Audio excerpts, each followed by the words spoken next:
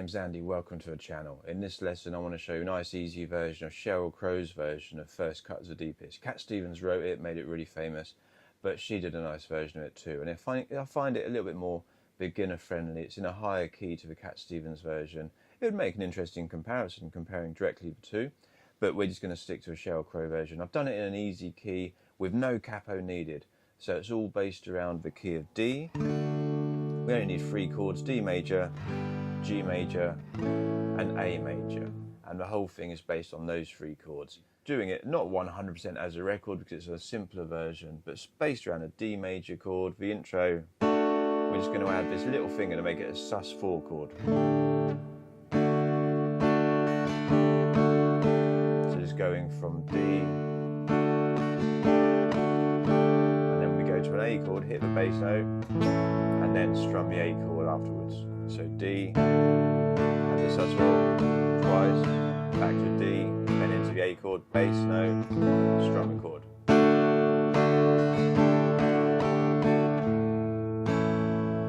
Then you can do a nice little link between the 2 chords, going back from the A to the D chord, just add this little.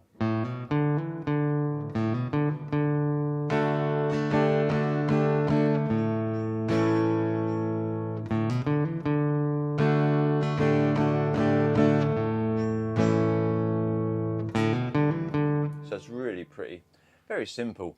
It's just getting this smooth, clean sound. When you add your little finger on, make sure you do hear the difference in that chord.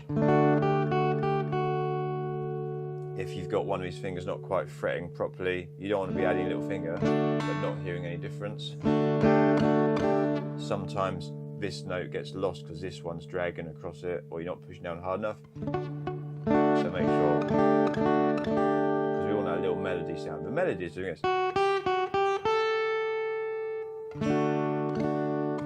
So you could go to your A chord using the F type of chord shape, fretting at the 5th fret.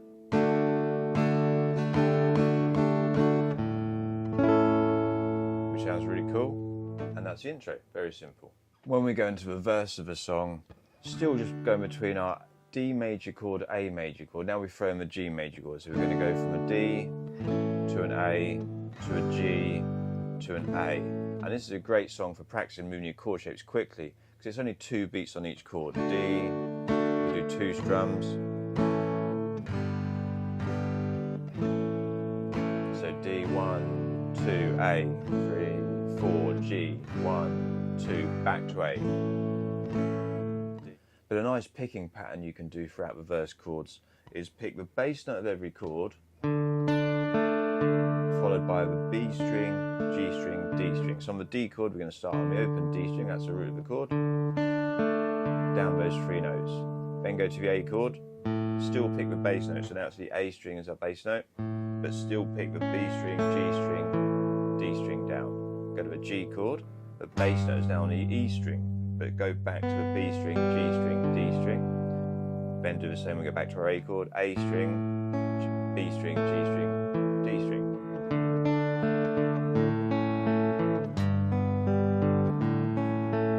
So when we play this verse chord sequence for D, with this nice picking, you do that 4 times, and then on the 5th time we change your pattern, we go D, G, and then just do a nice big strum on the D. And you can add a sus4 on that A chord because it's held on for a whole bar. And then there's this nice little lead guitar line over the top of it, which can be played on the 5th fret, 4th fret, 2nd fret, all on the D string. Take those back into our D chord, or that can be played on the open G string, 4th fret D string, 2nd fret, back into our open D chord.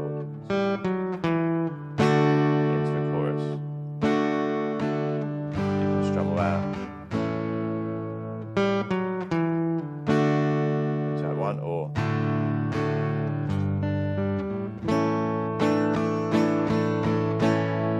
just do a nice A chord into an A sus4 chord, and then back into your D chord. So the main thing that distinguishes the verse and the chorus, the chord sequences are the same. You still do 4 times around the D, A, G, A, and on the 5th time the D, G into A. So the verses, The distinction is that you're picking these individual notes. When you go into the chorus of the song, just do strumming. 1, 2, 3, 4, 1, 2. If you're comfortable moving those chords smoothly, add some little down up after the second strum. So